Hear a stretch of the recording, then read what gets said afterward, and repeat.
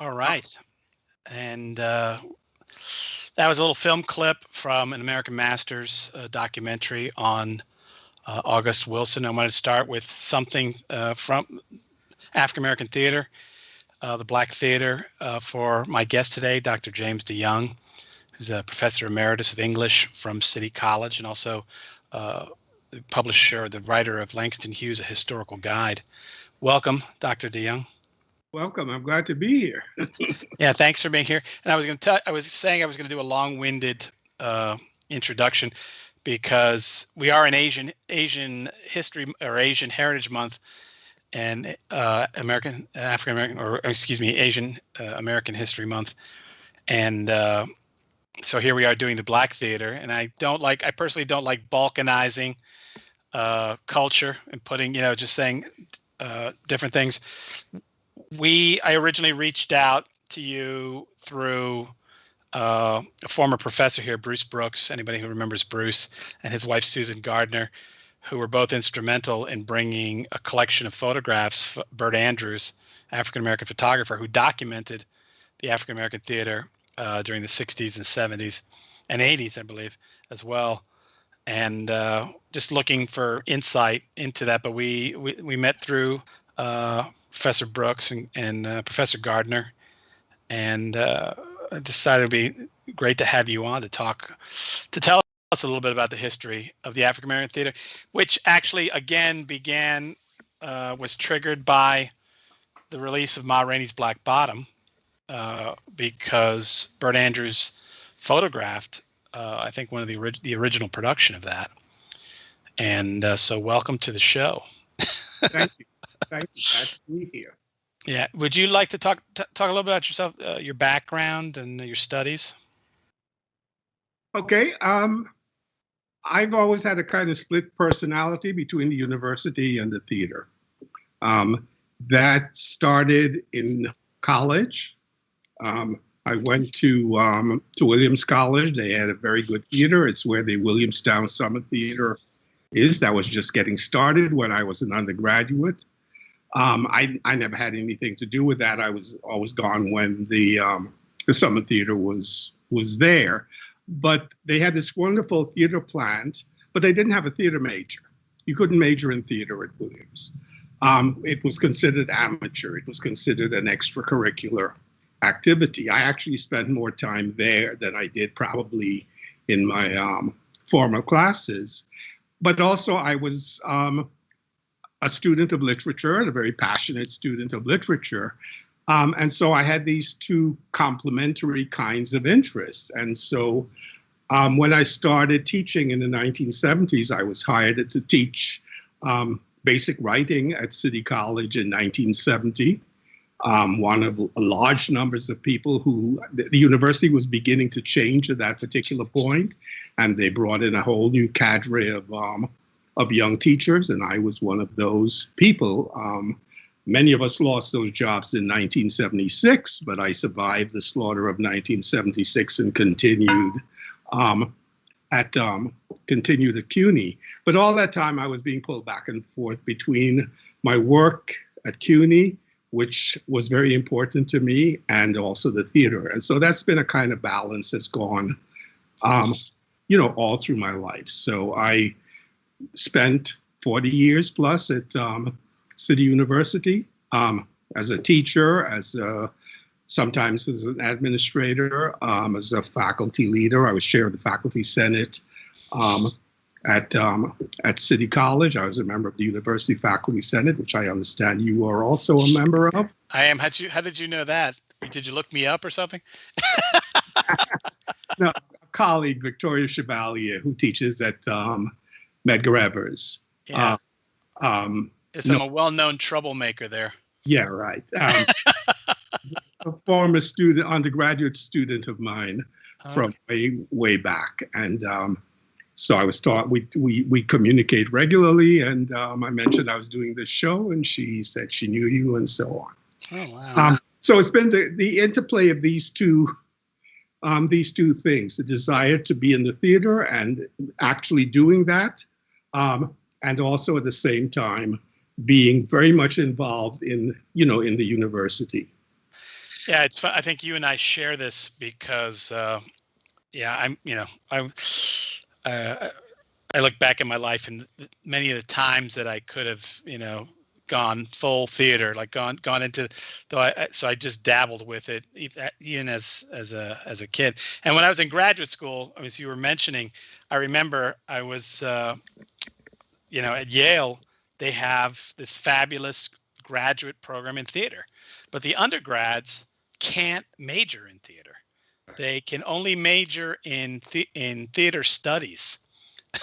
So I Right. guess it's again this idea that I don't know whether it's. I just find it fascinating that you can get a degree in writing about the theater, but you can't get a degree to actually participate in it. And while I was there, and there were plays by Wilson. They were brought in. There was somebody, a gentleman, I've forgotten his name now, who had taken over from Baltimore, who was brought in to run the program at Yale for a time. I want to say Wojciechowski, but Wojciechowski or something like that. But I'm thinking Barney Miller. But anyhow, he was big on Wilson, and he brought in a lot of Wilson productions. But the best stuff the best shows I saw were produced by undergraduates who did it for love on the side. Right. With some funds that they would cobble together from the various colleges. Each college had a little bit of a fund, and you can get some money and put on a play. And it was great stuff. I think it would be good for the audience and good for me to kind of talk about a little bit of a timeline about the history of the African American theater in the United States. Which, I was doing some of my own research and just whatever going on Wikipedia and different places like that, and it genuinely begin with in the 1930s, in a sense, with what was going on with the WPA and the fact that by the way, I think your sound is off. You might be muted. I have. Can you hear me? I hear you now. Sure. Okay, I haven't done anything, so It it's must be me talking over. yeah. I wouldn't go with that beginning date. I mean, when I talk about American theater, one of the points I try to make with my students in setting up a discussion about African American theater is that Blacks have been on the American stage as images right from the beginning of the country. True. You go back to the 18th century, the second half of the 18th century, which is pretty much when theater is starting to happen in the United States. There are half a dozen plays that have major Black characters in them. One of them is Othello, but others are more original, are later kinds of plays, more up-to-date kinds of stories. And so from the beginning until now, I think there's been a kind of tension between the African American on the American stage as an image and the African American presence on the stage. And that's been the struggle that I think has shaped both American theater and African American theater. And so when I teach my African American theater course, that's the through line that I would try to illuminate. And so as you go through the 19th century, you've got minstrelsy. Right. Minstrelsy, it begins as a genre for white men, by white men, about white men, even though the figures up on the stage are purportedly Black. At the same time,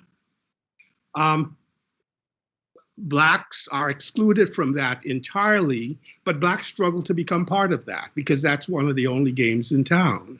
And so by the minstrelsy begins to take on its form in the 1840s, although there were individual performers before that, like Daddy Rice. Right.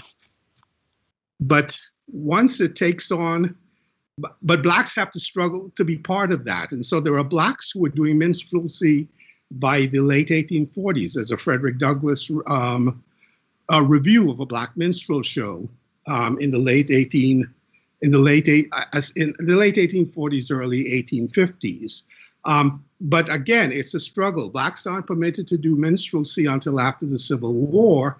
And then there was a turn in which the Black minstrels really basically chase the white minstrels off the stage, and white minstrelsy has to go through a big change in the late 19th century, and it begins to become something quite different from what it was before the Civil War. And so blacks have invaded minstrelsy and become the prominent minstrels. They are the quote unquote genuine or authentic minstrels. And then you get the black musicals at the end of the 1890s, which are very influenced by minstrelsy, although that's Williams and Walker, figures like that. And then, a new kind of theater begins to develop in 1916 with an early production, with the little theater shows that begin to be done at the Schomburg in the 1920s. You get the Federal Theater in the 1940s and 50s, and then the big turning point is really Raisin in the Sun. Raisin in the Sun is kind of the watershed production. Before Raisin in the Sun, black performers get hired on Broadway. They have a gig, Porgy and Bess or whatever. They work for a year or two. The production goes to England. They come back, and then they're out of work. Raisin in the Sun is the first production in which everybody who is in that production goes on and has a career. From the black director, Lloyd Richards, who was the head of the program at Yale for a time, and who basically is the person who, quote unquote, discovers August Wilson. The actors, even the actor who plays, Travis, the little boy in Raisin in the Sun, is Glenn Turman, who is still around and still doing very well, and who's been in several of my plays, and so on. That's the kind of turning point. And then you get the explosion of black theater in the 1960s with the creation of all of these organizations like the New Federal Theater, which I'm still associated with. I'm on their board of directors now, and so on. That's kind of the arc. August Wilson is one of the high points, one of the progressive high points, because in August Wilson, you begin to get, August Wilson is the presence and the image. He's able to bring the two things together. He brings together kind of the orality of the blues and the formal elements of the African-American theater. And one thing that I skipped over that I should have mentioned right from the start, if you're looking for beginning points, is William Brown's theaters in New York City in the 1820s, from about 1821 to about 1823. He has 3 theaters down in the Village. This is the African Grove Theater. And so there's a lot of stuff that is happening well before, but he's opposed every step of the way. He has 3 sites, a garden where, an ice cream garden, first of all, and then he rents a space in a hotel. And finally, he actually builds a purpose-built stage on the corner of Bleecker and Mercer Street,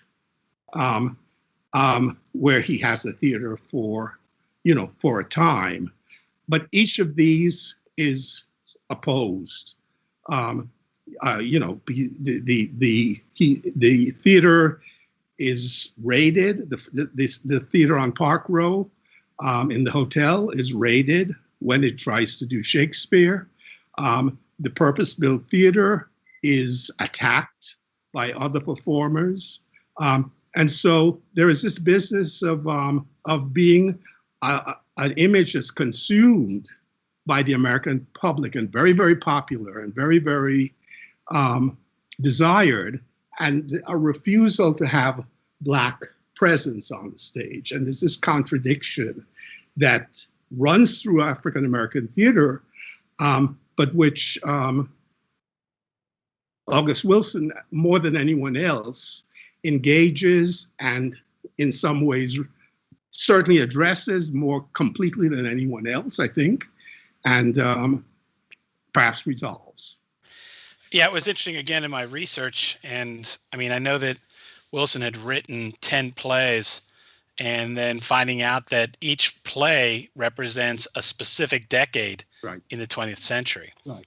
going through it. And obviously, music, the clip I played focused on the blues and Ma Rainey's Black Bottom, which is about, a very famous blues singer. But music also plays a role in a lot of his, I guess, in the case if you're representing a people, music plays a large role in African American culture as well.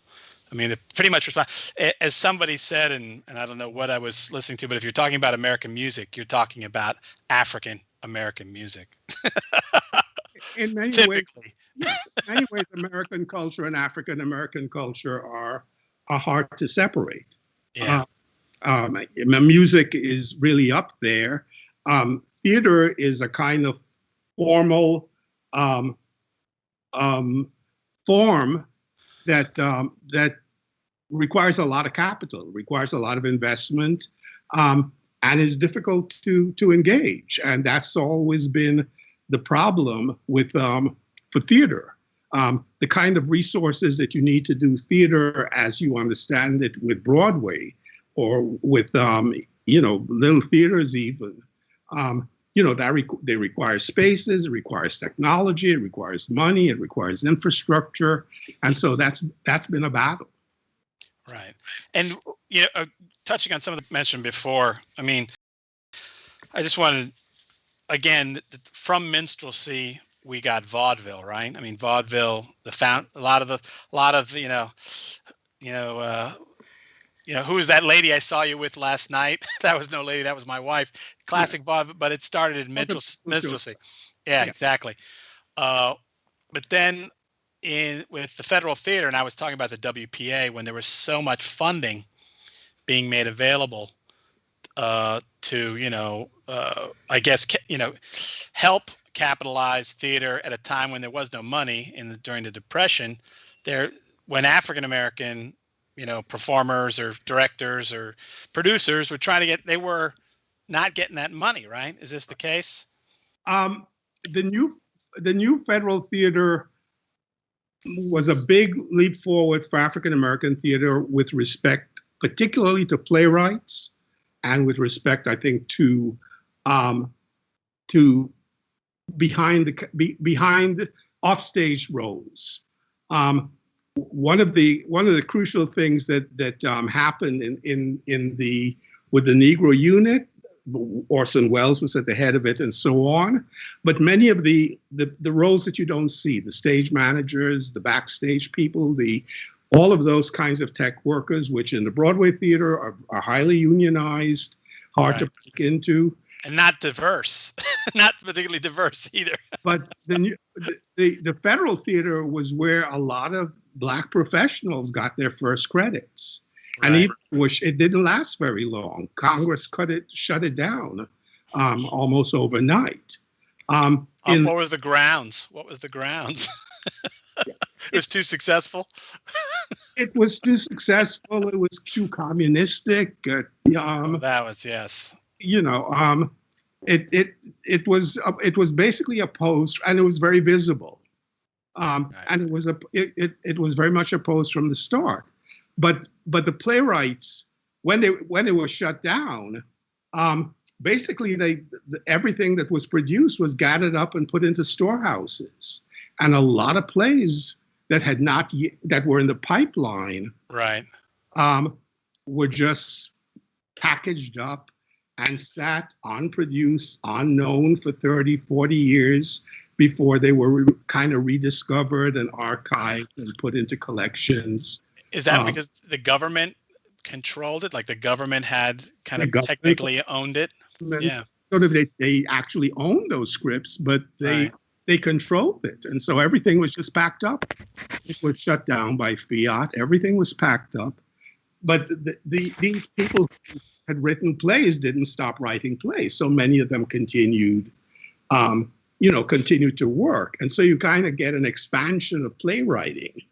In the 1940s, in the 1950s, and then at the end of 1959, you get, Raised in the Sun, And then in the 1960s, you get all of these organizations around the country, many of the well-known ones that were set up in New York, the Negro Ensemble Company, New Federal Theater, the New Lafayette Players, on and on.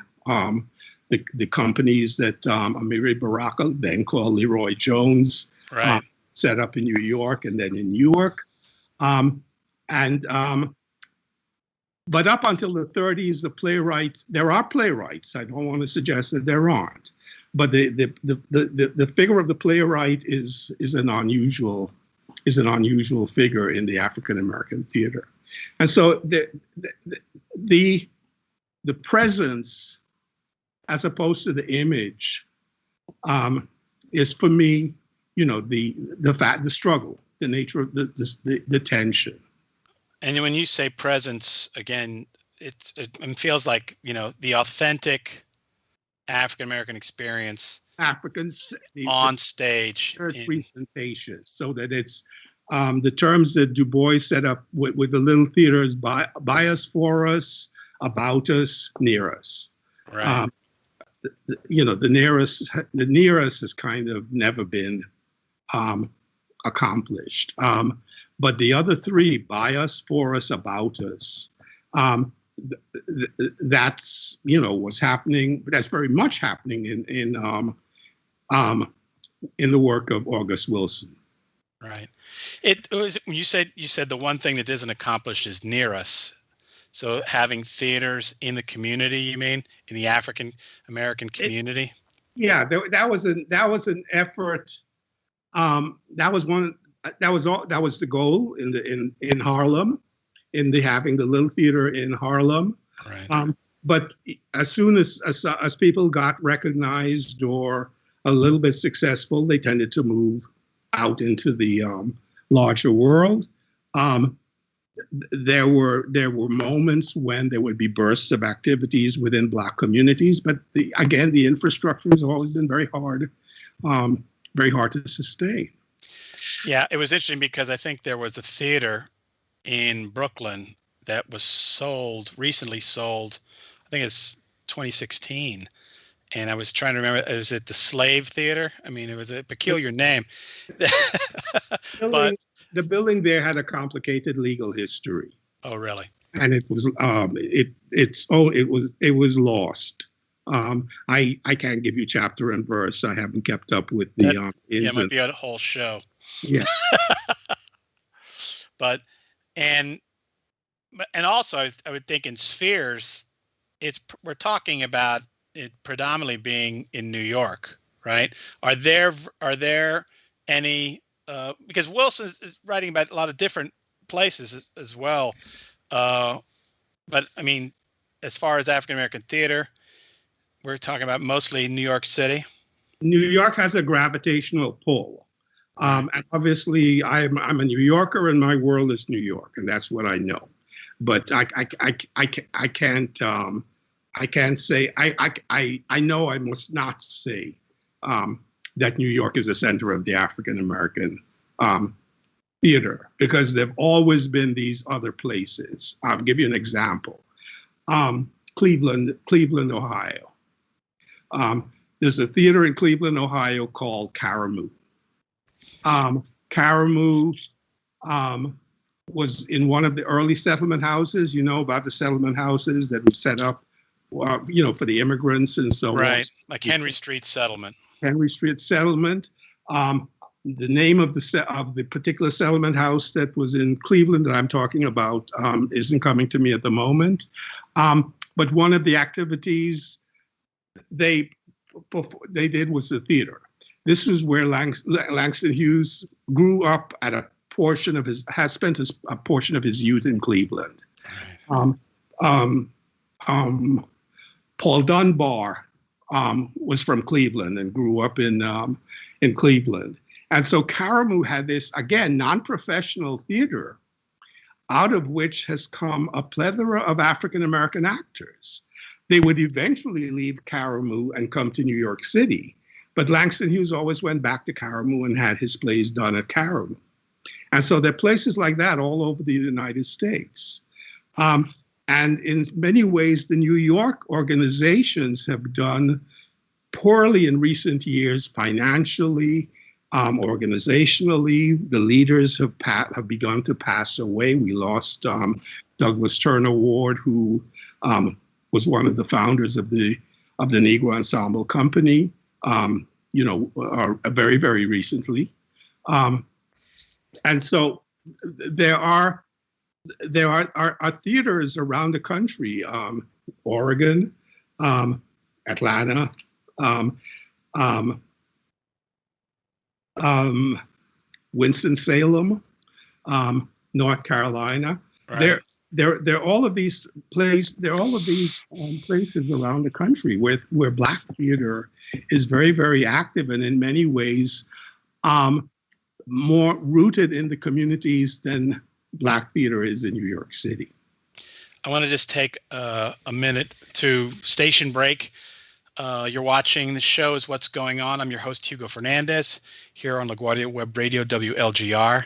And my guest today is Dr. James DeYoung, Professor Emeritus at City College in the English Department, and also the author of Langston Hughes, A Historical Guide, and an authority on Black theater, certainly here in the United States. By the way, I forgot to mention this. When you were talking about people getting their, being their first professional gigs behind the scenes, our Dr. John Chaney, who is in our social science department, actually was a stagehand.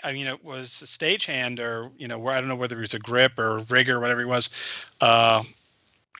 in the African American theater. Because when I showed him the Burt Andrews photographs, he remembered being in some of those, working for some of those productions. So I wanted to talk about, because again, the great explosion is the 1960s. Yeah. Right. And do you think that what was the root? Why the 60s? Was it because everybody was saying it's time for change, or why do you think the 60s? Is it in response to, like you're saying, Raisin in the Sun, or what afforded that explosion of African American theater?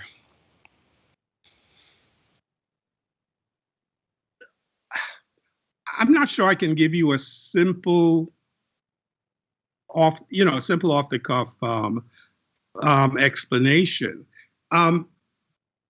but it was a response.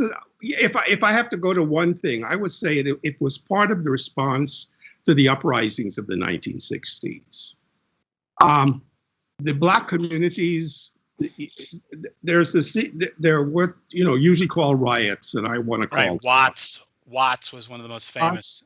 There were several Harlem uprisings. There were uprisings virtually every year from about 1963 until the big explosion with after the assassination of Martin Luther King on April 4th, 1968. Right. In which Washington D.C. Was set on fire. I was traveling to D.C. That weekend. It was a Friday. I had a suitcase and I went to work, and I got on a Greyhound bus from New York City to Washington to visit my brother who lived in D.C. On that particular day, and about halfway to Washington, the bus pulled off the road, and there was a lot of radio communication. And when we turned back, we were going to go on to Washington, D.C., and we finally sat there for about 3 or 4 hours. And when we got to Washington, D.C., as the bus proceeded down New York Avenue to the Greyhound station on whatever street it's on, both the streets were lined with soldiers with fixed bayonets every so many feet, and the side streets were all on fire. The riots. I was at that point I was in my 20s, so those events were huge events for my generation. Right. transformative events for my generation. And we had to respond to them. And the whole rebuilding, the whole idea of the phoenix, of the rebuilding of the inner city, and art and culture was part of that. And so every Black community, it seems, had, a coffee house, an art center. Um, a few of them actually still, still survive, like um, the New Yorican Community Center with, is it Luis Algarin? Those kinds of things got created towards the end of the 1960s, and they were happening all over the United States. And if you had a mimeograph machine, I don't know what that is now, but Right. I if missed you the smell of those had a copies. mimeograph machine, you were a publisher. Um, Right. Published poetry. You published plays. You published tracts of various sorts.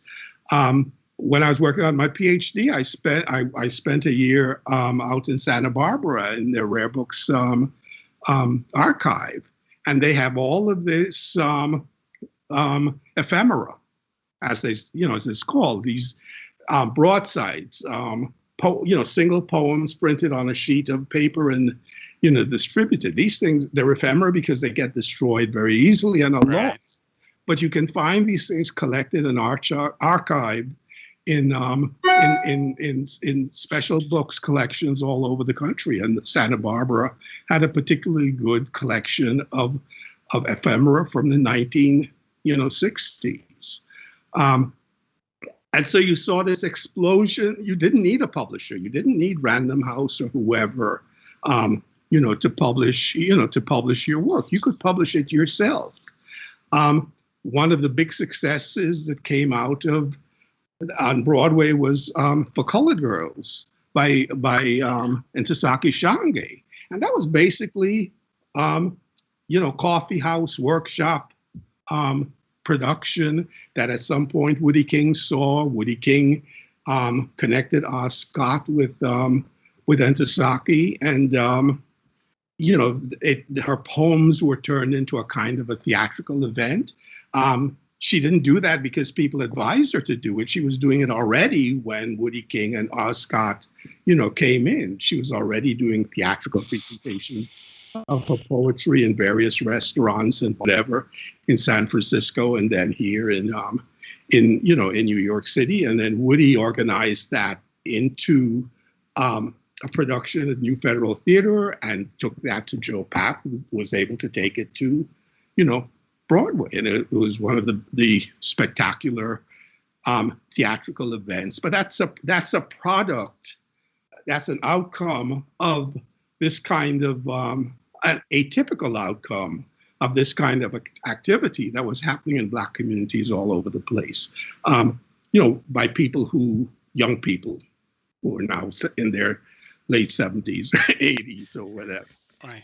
I mean, one of the things that I found fascinating, of course, is that in looking at the Bert Andrews photographs and seeing the folks that were in the productions, how major players and great actors that did find themselves eventually in the film business, which I think is another one of these things that siphons off people from the theater, is the film business. And I appreciate it. It's the money. But one of the sad aspects, of course, was that the roles weren't even if there were good roles, there weren't a lot of them. You know what I mean? And then it takes until, and I'm going to just Do the Right Thing, where, Spike Lee he's, again, a cast. Practically everyone in there is Black except for a few white roles. And he's got all these guys from those photographs in, and they're all doing fabulous stuff. And, I had another clip I was going to put together, Ozzie Davis and Ruby Dee. Mm-hmm. They're in there. I mean, and I, which breaks my heart all the time. I'm just thinking, that, a lot of people like to go on about the British and what great actors the British are in their training. And they're right. Yeah, they are great, but America's got great actors, and America's got amazing African-American actors. And what it comes down to is there isn't the material to showcase their talents, or enough of it to, and that's kind of changing now with the explosion of, we have so many different channels, and everybody needs content, Right. and that there's been a lot of speaking out. I don't know if this is something that's happening in theater, but as much as it is happening, like in the Oscars, talking about that, the lack of diversity in the nominations, in the folks who are being awarded. I mean, Hamilton. I don't know if you think of Hamilton as another major kind of shifting point for the theater. It's not completely African American theater, but it's people of color. So yeah, it's a non-traditional casting. An idea that's been around for a long time, but this was done really, very successfully, more successfully by Manuel than by probably by anyone before him. Although it's being picked up now in oh god, the with there's a black actress who caused the not scandal, but it's been a lot of controversy, playing Anne Boleyn in England. Oh, really? And the production of the bodice ripper that's been very popular recently. I can't think of the name of it right now. With Are you talking about the series? yeah, the It's series, on cable. the Yeah, series on cable. Queen Charlotte, right. who's supposedly from the Black Portuguese royal family, who is being played by an African American actress, and several black actors are playing British nobility of the 18th century. Is based on the very popular series of romance novels, as I understand it. Right. But the only way to change this, obviously, and it's interesting because Spike Lee came and spoke at Yale when I was there as an undergrad, and I had a young woman who was studying photography at the time, but she's also interested in filmmaking, and she said she asked Lee, she said, why don't you make more films about African American women? And he just looked at her and he says, why don't you write them? You need to write, if what you want to see, you need to write it. And but we know it's a little more complicated than that too, which, right, it's not only that it be written, but then that it be produced, right, and directed, which goes back to this issue that you talked about, which is the capital it takes. And that's a stumbling block. I'm on the board. I'm actually chair of the board of New Federal Theater, and New Federal Theater, which originally produced Entasaki Shange, produced lots of things. Is celebrating his 50th anniversary right now. Woody King, who founded that in 1970, was explicitly looking back on the model of the Federal Theater, Right. Which trained not only actors and playwrights, but also trained the directors, the people behind the scenes, and so on. And it has had it continues to do that. It has classes every year, not only in acting and so on, and playwriting, but it has classes in the backstage roles, and it again, through it has come lots of people who have become stage managers and so on. And those, I'd be remiss if I got on a program that didn't, mention and plug that as a place where people can actually go to get some education, get some training in the facets of the theater. Well, it's fascinating because we have a theater program here at the college, very successful. They go to the Kennedy Center and compete, and tend to win the the kind of driving force behind is one of our professors, Stephanie Sertich. She's very much into devised theater, where the students play a role in the composition Mhm. and structure of the play, performance, every aspect of it. And we are looking at trying to develop the program where we can also teach these other skills, whether it's costumes, right? Whether, stagecraft, the building of sets, all of these different aspects. Uh, But of course, we run into issues. CUNY, it's always about space, right? Right. Space is a big piece of it, but we want to create a connection with it. Is it IATSE? Is that the big union that for all the stage? And what's again fascinating is they are struggling with the issues of diversity, and they've even hired some company which happens to be owned by an African American woman, to try to change that. I tried to reach out, had no success with actually contacting. I mean, there's a website, but I can't figure out how to actually speak to them. But because we would love to build that pipeline where Yeah.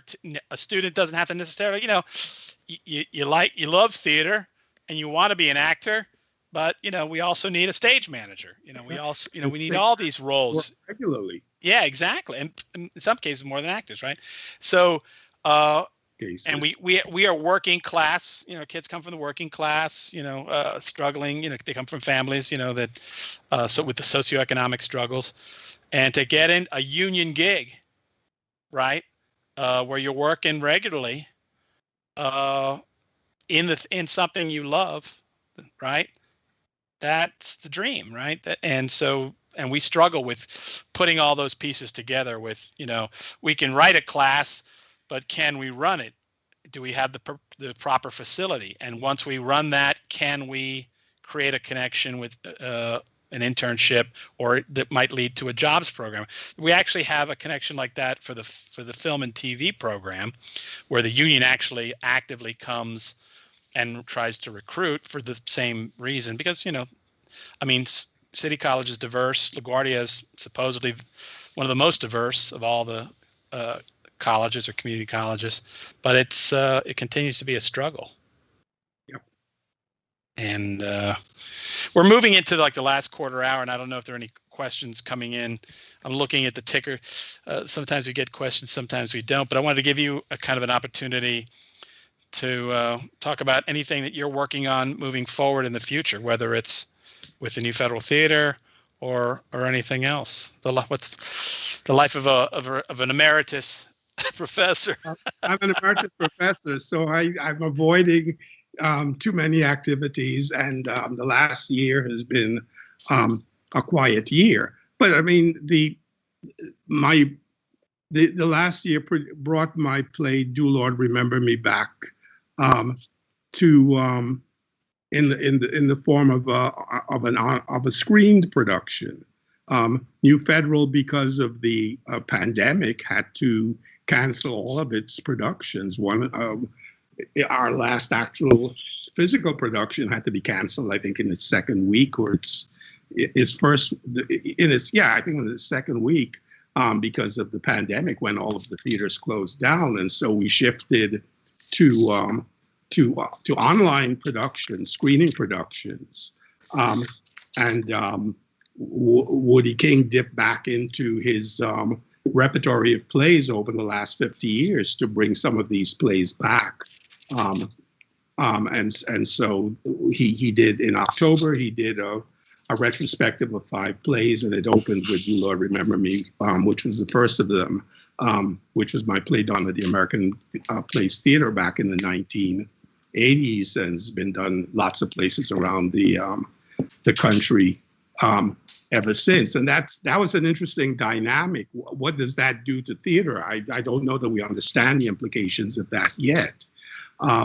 This move to do stage plays, but to present them through the medium of Zoom or YouTube or whatever. I mean, that was something that the unions wouldn't allow really before the pandemic. But in the pandemic, that was the only game in town. And so The question will be to what degree the unions allow this kind of production to continue, and to what impact this kind of production is going to have. And so lots of companies around the U.S. are doing these productions, and it opens up. It means a production company in Oregon and can do a production that you can screen in New York City, and vice versa. So I don't know to what degree that will have an impact. There's talk now about Broadway reopening by the fall.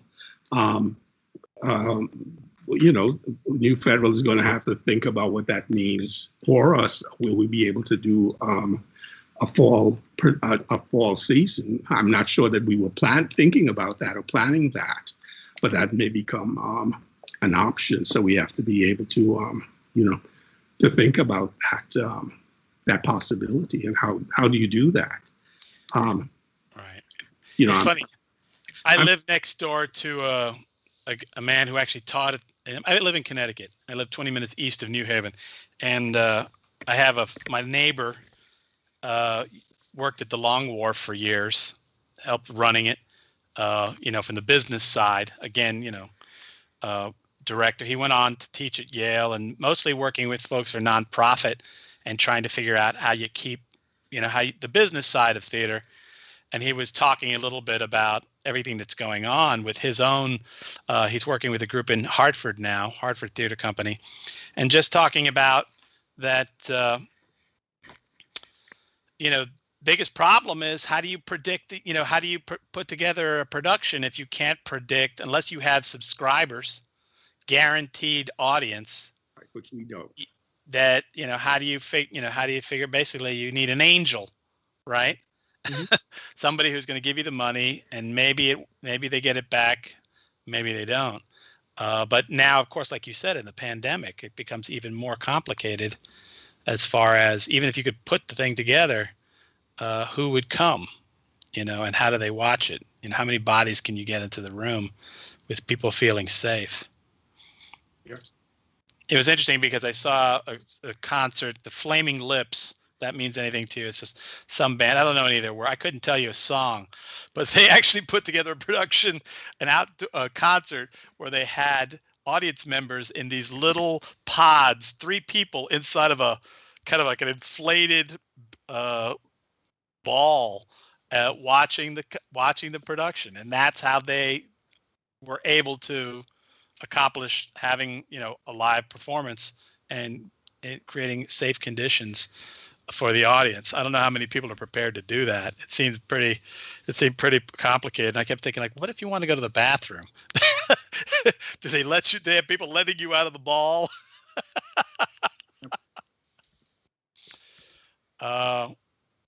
Well, again, those photographs, the Bert Andrews pictures, mm-hmm. Seeing them and seeing the actors. One of the things I'm 58, so I'm younger than you. I'm at the tail end of the baby boom, right, if at all. But I remember growing up as a kid in the 60s and 70s, and the people that were in those pictures, they were on TV, which is another. Obviously, we've talked about film, we talked about the stage, television plays. And I just remember, and it was in a time where a lot of effort was put into resolving the civil rights issues, and putting it behind us, putting racism behind us. Obviously, it didn't take. But I look at those folks, and they're like family members, some distant family member that I remember. And again, Adolf Caesar, there's a shot of Adolf Caesar in the Soldier's Play, right? Soldiers, an amazing actor. And again, to see him in films, obviously the Soldier's Story, and then playing, Big Daddy in The Color Purple, not too many opportunities. So generations which will have lost an opportunity to see these people perform. that the generation of actors of the middle of the 20th century um, were shaped by the pattern before Raisin in the Sun, and it didn't change overnight with Raisin in the Sun, but Raisin was transformative. I keep going back to when I talk about Raisin. Raisin was the only production up until that moment. Raisin was the first production that every person in that cast went on to have a career. Right. That was very, very rare. There would be hits. There would be Broadway hits, and often there is a play in the 1940s. I'm going to have a hard time thinking of the title of it. But Barbara Bel Geddes was in it. She went on and became a star. Jose Ferrer. Yes, Jose Ferrer was in it. He went on and became a star. The black actors went no place. Right. They went back to the post office or whatever they did to keep body and soul, together. And the same thing was happening with Sidney Poitier. I mean, he had a ribs joint in Harlem. That's how he paid him. In the early 1950s, right. He was doing TV gigs, but right. They weren't consistent. And his career didn't really take off until the 1960s. Until Guess Who's Coming to Dinner, right? Even before that. Before that, the movie with the blind girl, I think, right. Lilies of the Field, and Lilies of the Field. Those productions, and Sir Tony Curtis, whatever. That was one of the first big, I think, Hollywood productions that he was in when he and Tony Curtis are chained together, escaping from prison. And he was of that generation, the most successful actor of that of that generation. Belafonte made his career with music. That's what kept him. That's what kept him going. And so it was very, very difficult to make a career. You would have something that produced some money for a while. As I said, if you did a hit production, it could do New York, it could go to London, it could come back, it could go on the road, and that might keep you working for a couple of years. But then it came to an end, and often, maybe even usually, there was nothing for you at the end of that to move on to. Well, Hamilton is going to keep a lot of people busy for years. That's what began to change with Raisin. And it's for the good. We're out of time. But I just want to thank you for being on the show. I want to invite you back, again, and hopefully it won't take such a milestone, Academy Award-winning film. But I just want to thank you for being here. So, and folks who've been watching, my guest today has been Dr. James DeYoung, who is Professor Emeritus from City College, and is also the author of Langston Hughes, A Historical Guide, and also an authority on Black theater.